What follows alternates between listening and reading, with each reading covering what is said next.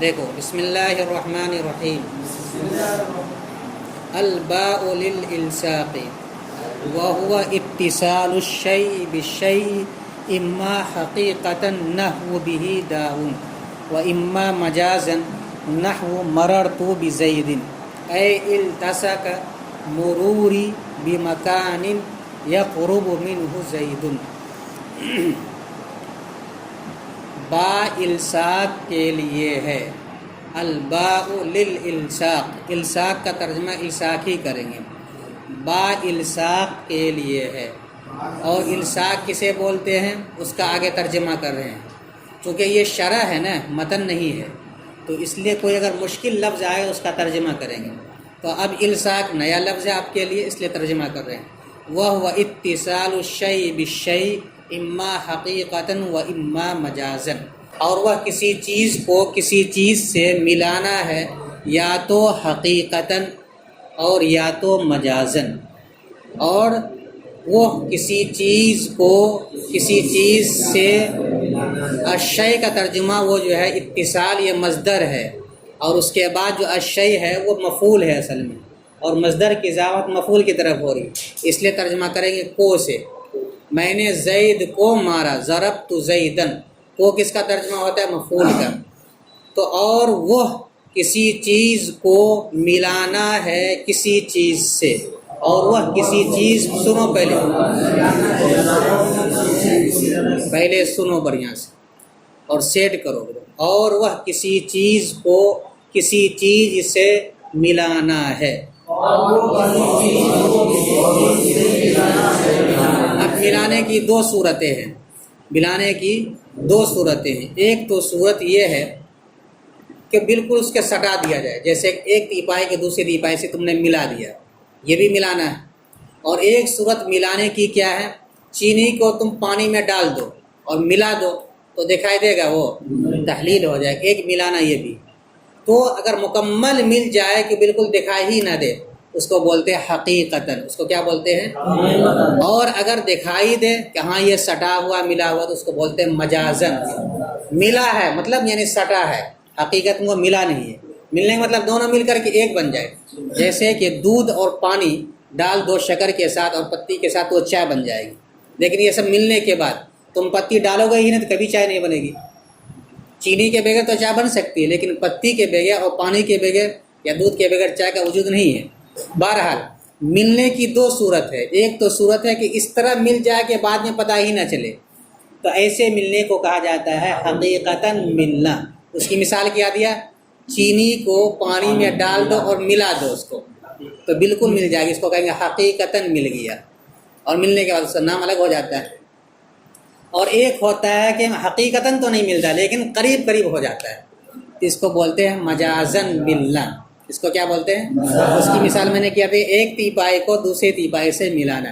التصقت منزدۃ بمنزدۃ، اس کی عربی بنائیں گے تو کیا بنائیں گے؟ التصقت منزدۃ بمنزدۃ. ایک تیپائی دوسری تیپائی سے مل گئی. اس کے بارے میں نہیں کہا جائے گا اس لیے کہ ملی بھی نہیں ہے. یہاں پہ دوسری مثال دی جا رہی. حقیقتاً کی مثال انہوں نے دیا ہے بہی داؤن، اس کے ساتھ بیماری ہے، یعنی اس انسان کو بیماری ہے.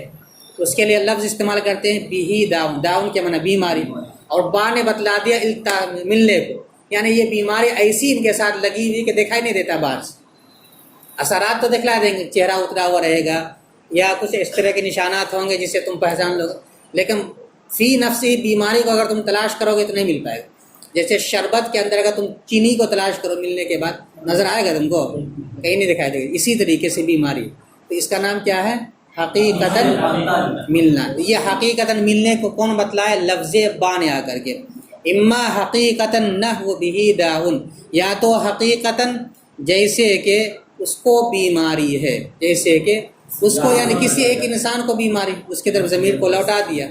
تو یہ با نے بتلایا کیا؟ یہ بیماری اس کے ساتھ گویا کہ ملی ہوئی ہے. تو با کس معنی کے لیے ہوگا یہاں پر؟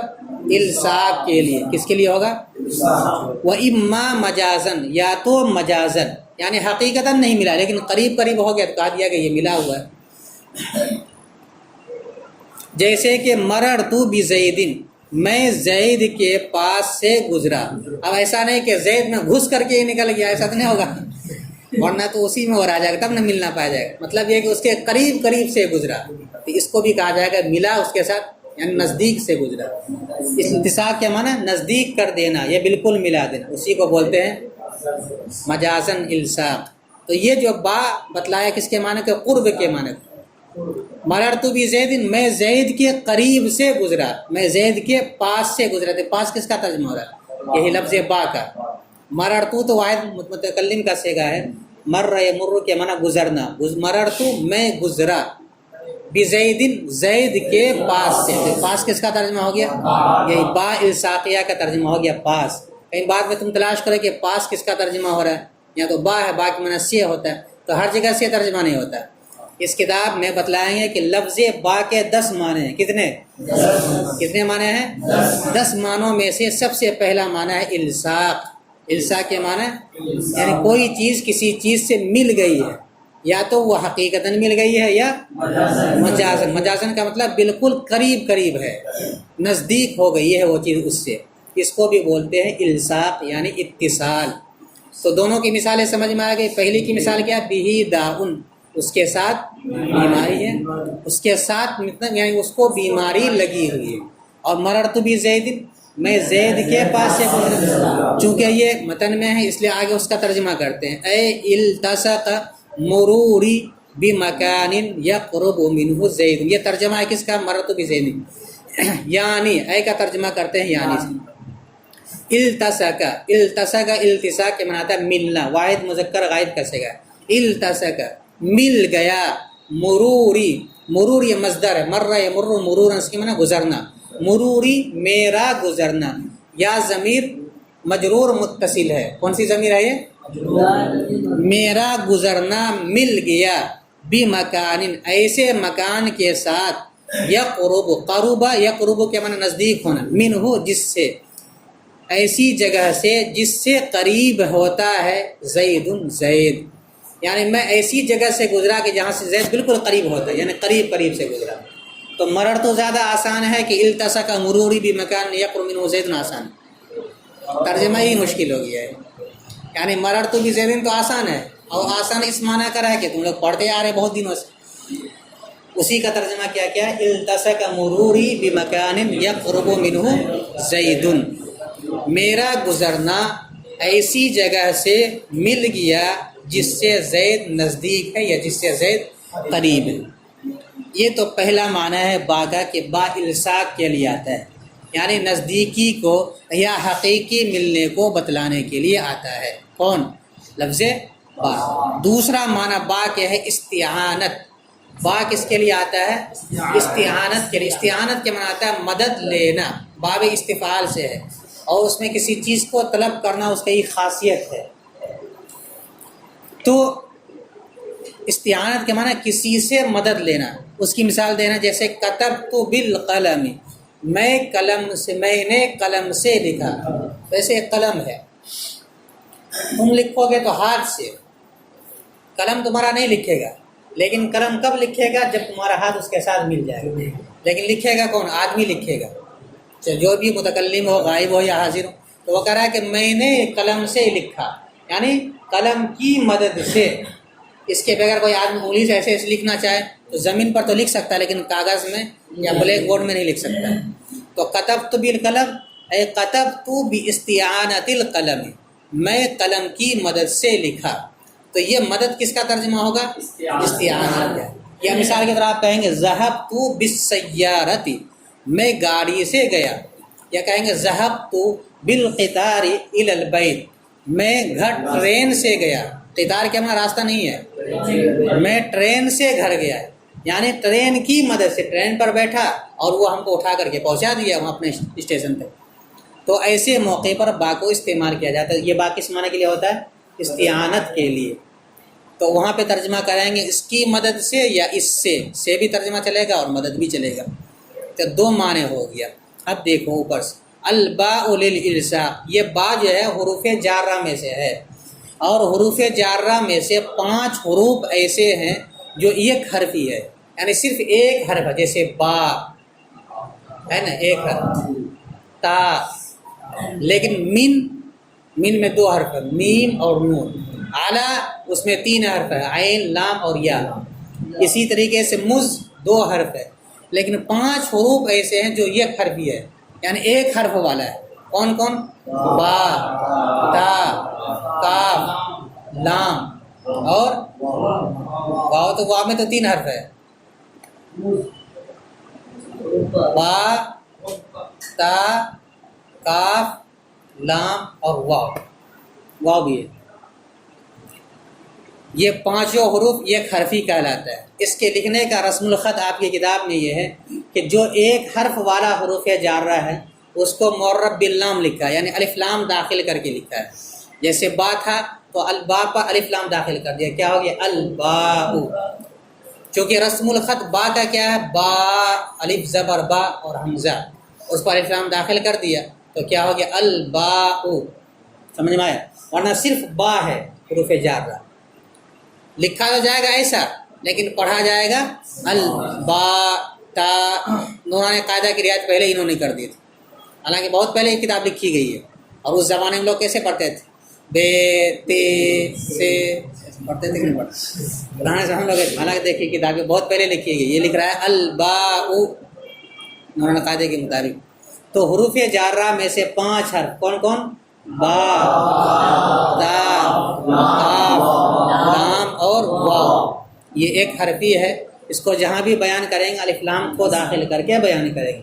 چنانچہ اسی طرح یہاں پر بھی بیان کیا ہے الباء للالصاق، با الصاق کے لیے. تو حروف جارہ کل کتنے ہیں؟ 17. تو 17 میں سے پہلا ہے با.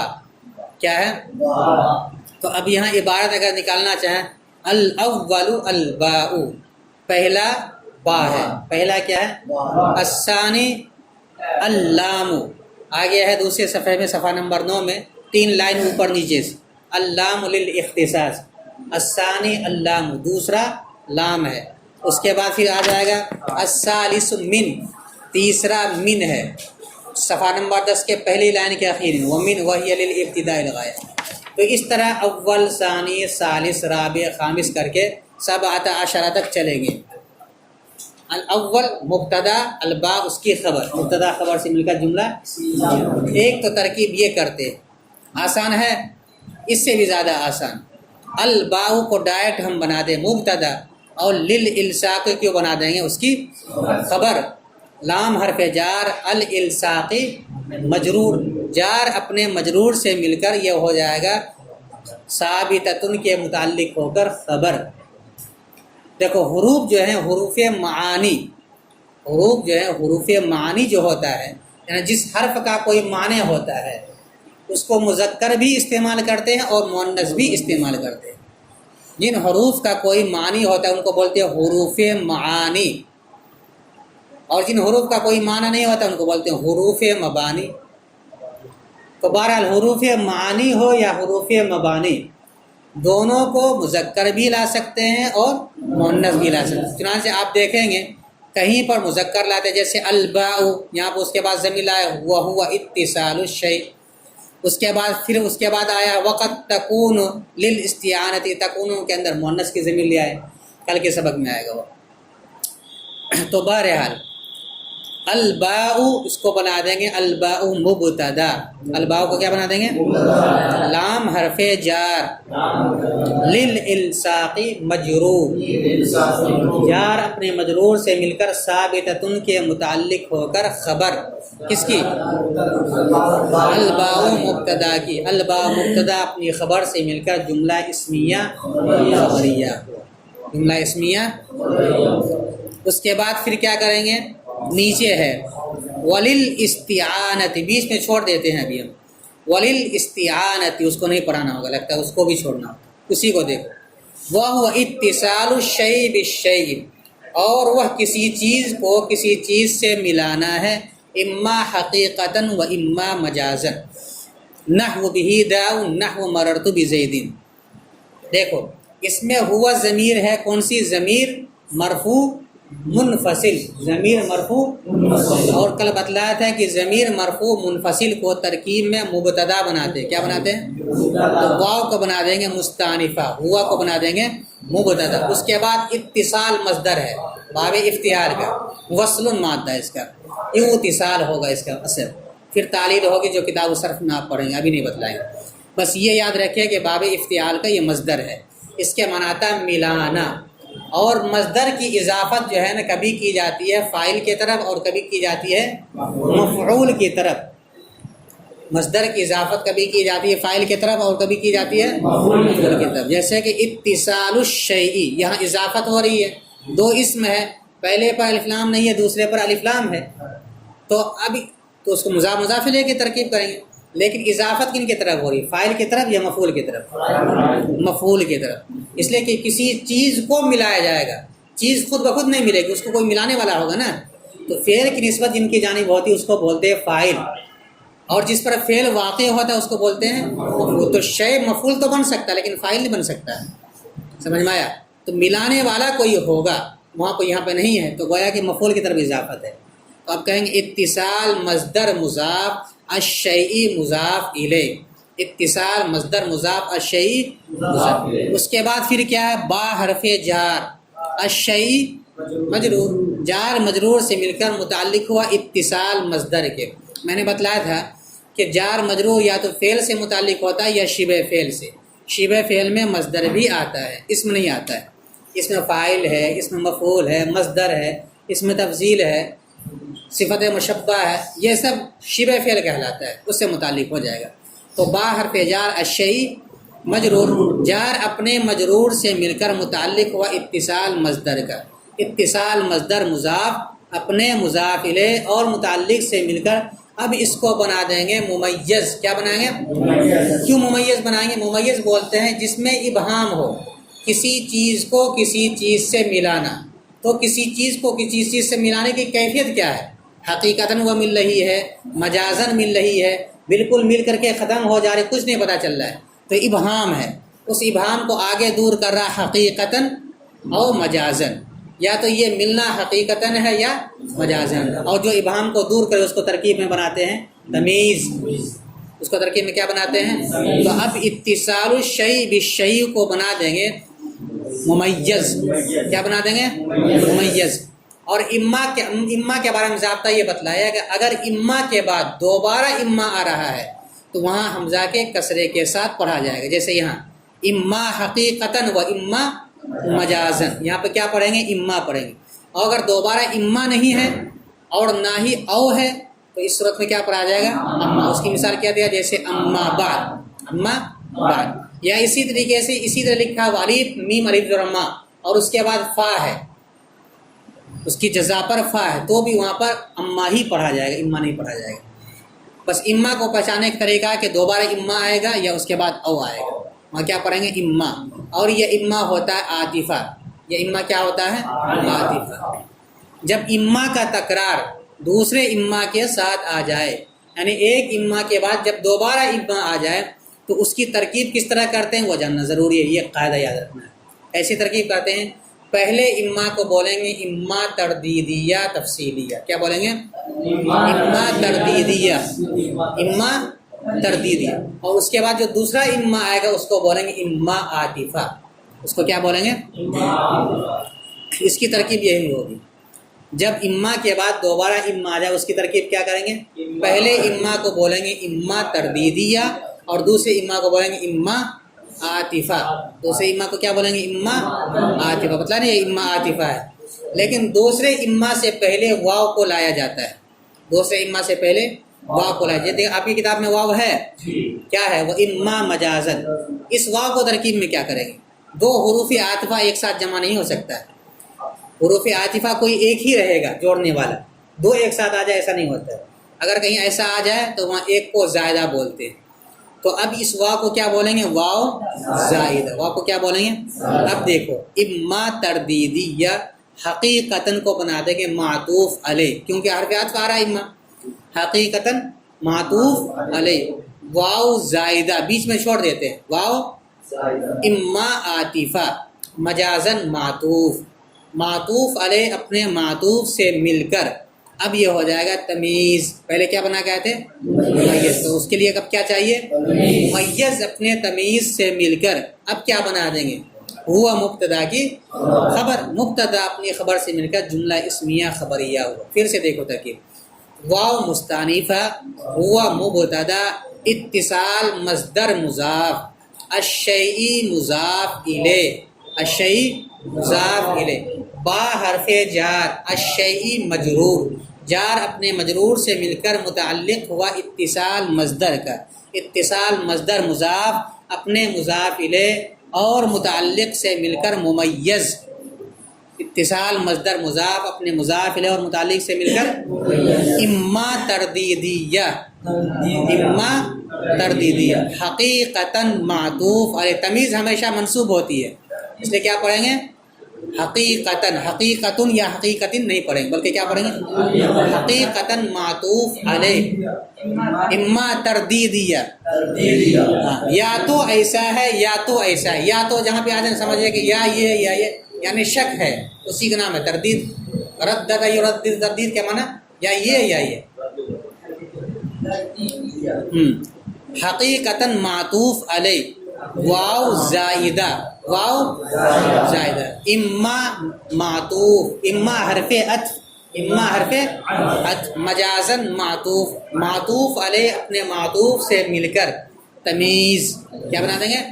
تمیز. ممیز اپنے تمیز سے مل کر ہوا مبتدا کی خبر. مبتدا اپنی خبر سے مل کر جملہ اسمیہ خبریہ. یہ ہو گئے ترکیب. بیچ میں دیکھو نحون کا لفظ آیا ہے. یہ کہیں بھی کوئی ضابطہ بیان کریں گے اس کے بعد نحون کا لفظ لائے. نحون کے معنی جیسے. نحون کے معنی جیسے. اس کی ترکیب کرتے ہیں دو طرح سے. یا تو اس کو نحوہ پڑھتے ہیں یا اس کو نحو پڑھتے ہیں. اگر اس کو نحو پڑھیں تو یہ ہمیشہ خبر بنے گی. کیا بنے گی یہ؟ یعنی ما بعد سے مل کر کے اس کو خبر بنائیں گے اور اس کی مبتدا ہمیشہ موضوع نکالیں گے مثالہ. کیا نکالیں گے؟ مثالہ مبتدا یعنی مذکورہ قاعدے کی مثال جیسے فلاں. اس کی مثال جیسے ایسے. نحون کا ترجمہ کرتے ہیں جیسے. تو اس کی ترکیب کیا کریں گے؟ خبر کی. اور ترکیب اس کو ہمیشہ بناتے ہیں مضاف مضاف الیہ سے مل کر کے خبر. اب کریں گے ترکیب. نحو مضاف نحو بھی داؤن. دیکھیں جار مجرور جب جملہ اسمیہ میں جار مجرور پہلے آ جائے اور غیر جار مجرور بعد میں آئے تو پہلے کو جار مجرور والے کو بنا دیتے ہیں خبر اور جو جار مجرور نہیں ہے اس کو بنا دیتے ہیں مبتدا. کیا کر دیتے ہیں؟ مبتدا. یہ جملہ اسمیہ ہے. باہر میں جار رہا ہے ضمیر پر داخل ہے یہ اس میں ہے ضمیر. اور داؤن یہ بھی اس میں تنوین آ رہی ہے. تو ایک اس میں ایک کلمہ ہے حرف جر کے ساتھ یعنی جار مجرور ہے اور بغیر ہے ایک جار مجرور کے. تو جملہ اسمیہ میں جو جار مجرور آتا ہے اس کو عام طور پر خبر بناتے. کیا بناتے ہیں؟ اور جو جار مجرور والا نہیں ہے اس کو کیا بناتے ہیں؟ مبتدا. تو اب ترکیب کریں گے با حرف جار ہا ضمیر مجرور. جار مجرور سے مل کر ثابتن کے متعلق ہو کر خبر مقدم. کیا کر دیں گے؟ خبر مقدم. داؤن مبتدا مؤخر. داؤن مبتدا مؤخر اپنے خبر مقدم سے مل کر مضاف الیہ و نحو مضاف. نحو مضاف اپنے مضاف الیہ سے مل کر اب اس کو نکال دیں گے مثال ہو مبتدا محذوف کی خبر. مثال مبتدا محذوف اپنی خبر سے مل کر جملہ اسمیہ خبریہ ہوا. ترکیب سمجھ میں آیا؟ نحو سے پہلے مثال ہو مبتدا محذوف نکالیں گے. کیا نکالیں گے؟ مثال. جہاں بھی نحو کا لفظ آئے گا اس سے پہلے مثال ہو نکال لیں گے. ٹھیک ہے؟ ہاں مبتدا مثال مضاف ہا ضمیر مضاف الیہ مضاف مضاف الیہ سے مل کر مبتدا. جیسے بعض ہوا نکالے تھے نا ویسے ہم مثال ہو نکالیں گے. نحو مضاف نحو مضاف با حرف جار ہا ضمیر جار مجرور سے مل کر ثابتن کے متعلق ہو کر خبر مقدم. داؤن اس میں اس کا متعلق نہیں ہو سکتا اس لیے ثابتن نکالیں گے. اور داؤن مبتدا مؤخر مبتدا مؤخر اپنے خبر مقدم سے مل کر جملہ اسمیہ خبریہ. اور یہاں ایک قاعدہ ہے. قاعدہ یہ ہے کہ اگر مبتدا نکرہ ہو تو اس صورت میں اس کو مؤخر کر دیتے ہیں اور خبر کو پہلے لے آتے ہیں. تو اس صورت میں نکرے کا مبتدا بننا صحیح ہو جاتا ہے. یعنی حصر پیدا اگر کر دی جائے تو نکرے کا مبتدا بننا صحیح ہو جاتا ہے. قاعدہ پڑھیں گے نحو کی کتاب میں کتاب النحو کے اندر 4 صورتوں کے اندر خبر کا مقدم کرنا واجب ہے اور 4 صورتوں میں مبتدا کا مقدم کرنا واجب ہے. وہ قاعدہ پڑھیں گے. بہرحال وہاں پہ ایک صورت یہ ہے کہ اگر خبر مبتدا نکرہ ہے تو اس صورت میں مبتدا کو بعد میں لایا جائے گا، خبر کا مقدم کرنا واجب ہوگا۔ تو یہ ترکیب ہو گئی، نحو مضاف بھی جار مجرور سے مل کر متعلق ہو کر خبر مقدم داون مبتدا مؤخر، مبتدا مؤخر اپنے خبر مقدم سے مل کر مضاف الیہ و نحو مضاف کر، نحو مضاف اپنے مضاف الیہ سے مل کر خبر کس کی، مثال ہو مبتدا محذوف کی، مبتدا محذوف اپنے خبر سے مل کر جملہ اسمیہ خبریہ ہوا۔